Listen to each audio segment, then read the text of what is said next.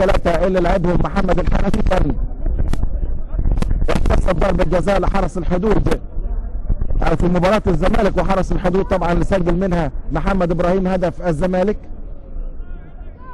اعتراض كده من صلاح امين، وشايف محمود شاكر عبد الفتاح بيتقدم.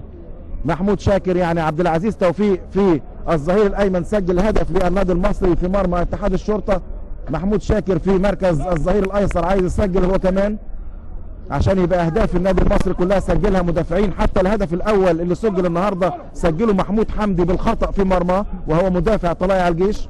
اذا محمود شاكر على التنفيذ ومحمد بسام في المرمى. هل يعود بسام التألق ام يضاعف محمود شاكر النتيجه لصالح النادي المصري؟ محمود شاكر وهدف ثاني، يضاعف محمود شاكر التقدم لصالح النادي المصري بهدف ثاني من ضربه جزاء تسبب فيها زي ما تسبب في الهدف الاول ايهاب المصري. ايضا هو من يصنع يعني او يتسبب في الهدف الثاني او يتسبب في ضربه الجزاء اللي سجل منها الهدف الثاني عن طريق محمود شاكر عبد الفتاح.